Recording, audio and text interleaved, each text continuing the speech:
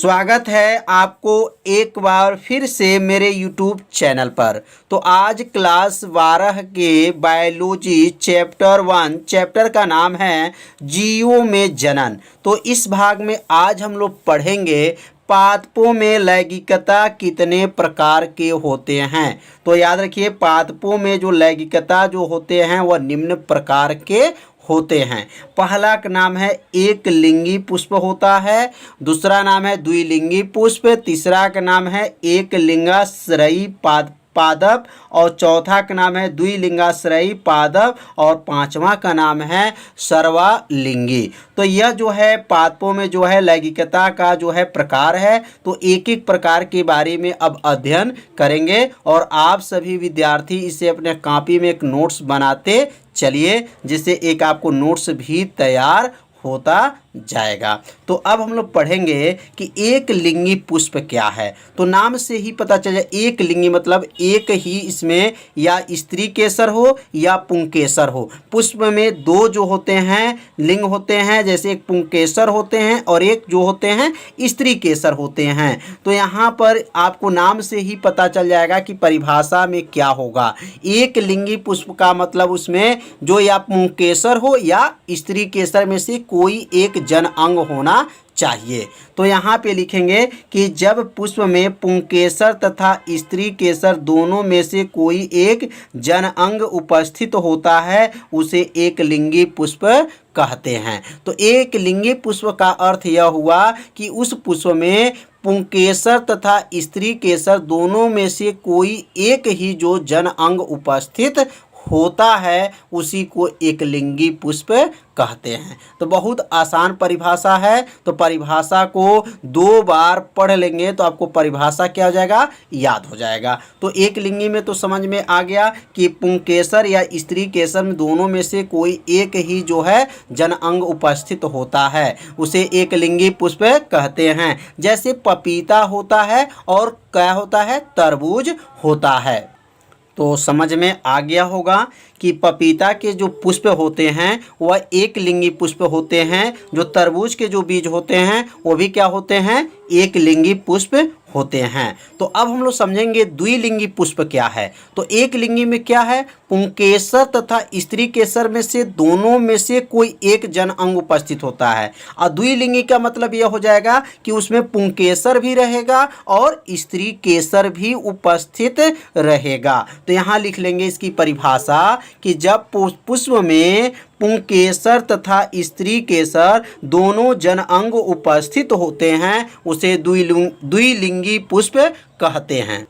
तो पुंकेसर तथा स्त्री केसर दोनों इसमें क्या होते हैं, जन अंग उपस्थित होते हैं, उसी को द्विलिंगी या उभयलिंगी पुष्प कहा जाता है। जैसे जो है गुड़हल, तो गुड़हल के पुष्प में जो होते हैं उसमें पुंकेसर और स्त्री केसर दोनों जो होते हैं जन अंग उपस्थित होते हैं। सरसों है, सरसों के जो पुष्प होते हैं उसमें भी जो है द्विलिंगी होते हैं, मतलब पुंकेसर भी और स्त्री केसर दोनों उसमें उपस्थित होते हैं। तो समझ में आ गया होगा कि द्विलिंगी पुष्प या उभयलिंगी पुष्प किसे कहते हैं। तो इसका जो है नोट्स आप लोग अपने कॉपी में लिखते भी चलिए। अब हम लोग पढ़ेंगे एक लिंगाश्रयी पादप क्या होता है। तो अब हम लोग पढ़ेंगे एक लिंगाश्रयी पादप क्या होता है। यह जो क्वेश्चन है कई साल के परीक्षा में पूछा जा चुका है, तो इसलिए इस प्रश्न को आप लोग अच्छे से इसको तैयार कर लीजिए।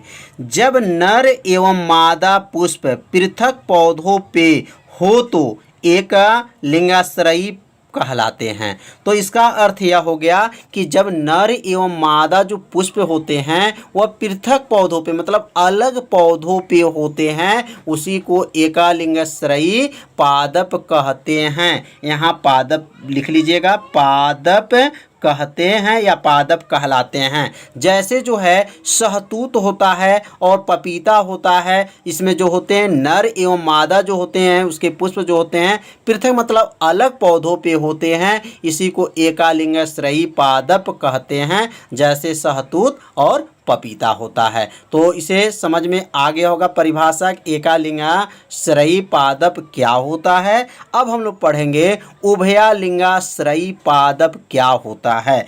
तो उभयालिंगाश्रयी पादप मतलब नर और मादा जो होते हैं एक ही पौधों पे उपस्थित होते हैं, उसी को उभयालिंगाश्रयी पादप कहते हैं। तो इसका जो उत्तर होगा लिख लेंगे कि पुष्प जब द्विलिंगी हो और नर एवं मादा पुष्प एक ही पौधों पे क्या हो, उपस्थित हों, तो ऐसे पौधों को क्या कहेंगे, उभयालिंगाश्रयी कहलाता है। तो ध्यान दीजिए, मतलब पुष्प जब होंगे वह द्विलिंगी होंगे। द्विलिंगी मतलब उसमें जो होंगे कि मादा और क्या नर तथा क्या रहेंगे, मादा दोनों के पुष्प उसमें होते हैं, उसी को कहेंगे उभयालिंगाश्रयी पादप कहा जाता है। तो यहाँ परिभाषा को अपने इस कॉपी पर क्या कीजिए, नोट कर लीजिए कि पुष्प जब द्विलिंगी हो और नर एवं मादा पुष्प एक ही पौधे पर उपस्थित हो तो उसे पौधा जो है उभयालिंगाश्रयी कहलाता है। जैसे मक्का है और रेड्डी है, तो यह दो जो एग्जाम्पल इसका है यह उभयालिंगाश्रयी पादप में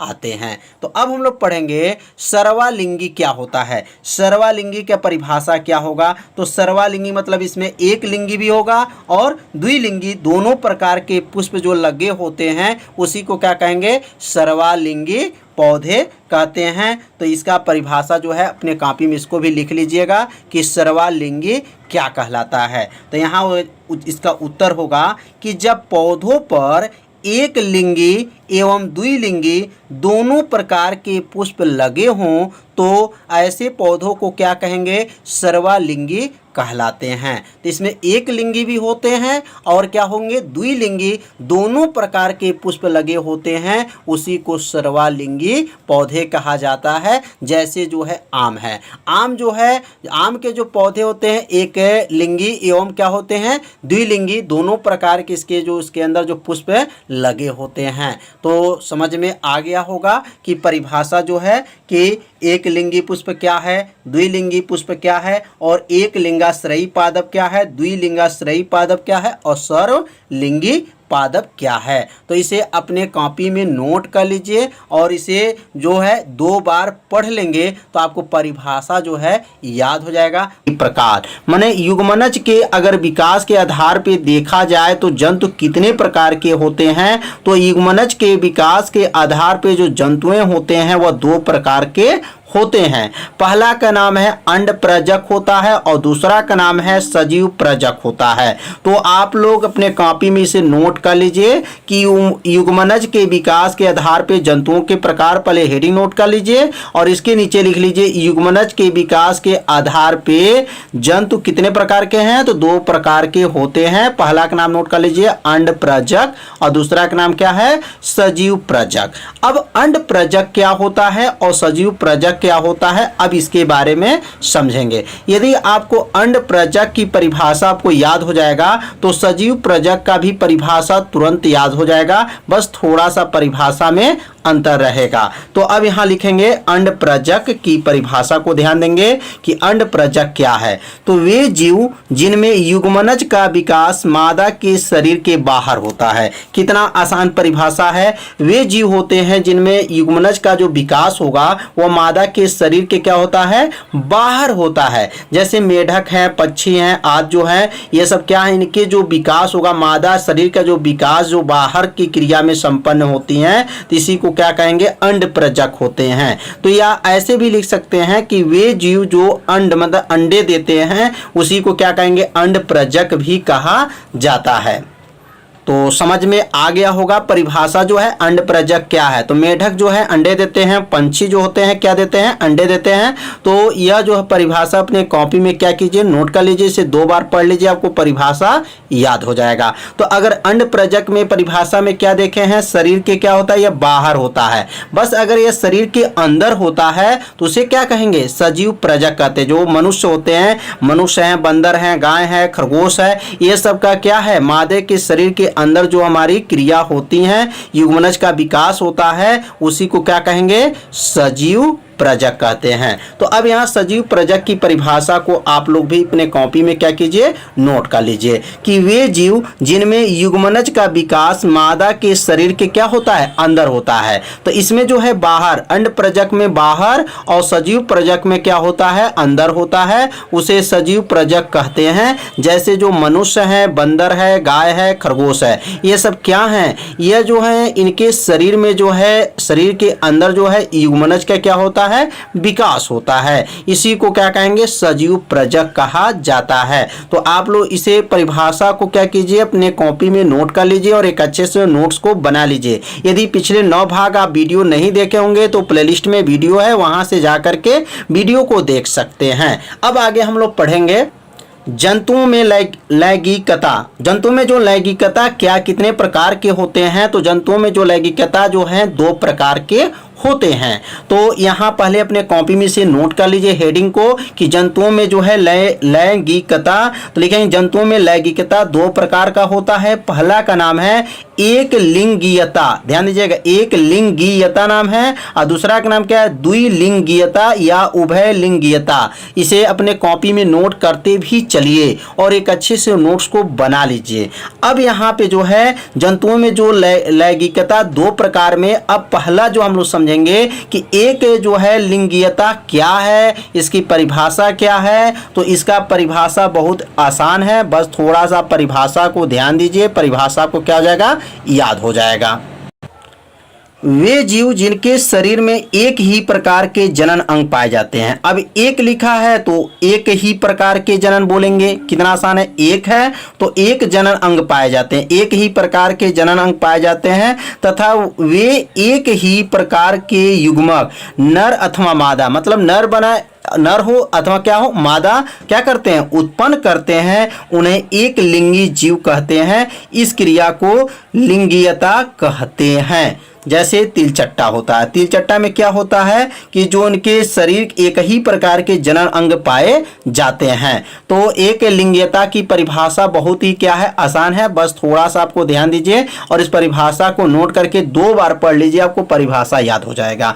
तो इसकी परिभाषा को एक बार और समझेंगे कि जो जैसे मतलब वे जीव होते हैं जिनमें एक ही प्रकार के जनन अंग पाए जाते हैं या नर अथवा क्या पाए जाते हैं, मादा ही उत्पन्न होते हैं, उसी को एक लिंगी जीव भी कहा जाता है और इस क्रिया को ही क्या कहते हैं, लिंगीयता कहते हैं। तो यहाँ पे नोट कर सकते हैं तिलचट्टा है और सभी जो है स्तनधारी जो है जीव हैं, ये सब क्या है, एक लिंगीयता होते हैं। अब हम लोग पढ़ेंगे द्विलिंगीयता या उभय लिंगीयता क्या होता है। तो अब यहाँ पे जो एक है और यहाँ पे क्या होगा, एक से अधिक हो जाएगा, 2 हो जाएगा, नर और मादा दोनों इसके अंदर उपस्थित होते हैं, उसी को द्विलिंगीयता कहा जाता है या उभय लिंगीयता कहते हैं। तो अब यहाँ पे जो है द्विलिंगीयता की परिभाषा को समझेंगे। इसके अंदर जो है नर भी रहता है और क्या है, मादा, दोनों जो है इसके अंदर उपस्थित होते हैं, उसी को द्विलिंगीयता कहा जाता है। तो इसका उत्तर लिखेंगे कि वे जीव जिनके शरीर में नर एवं मादा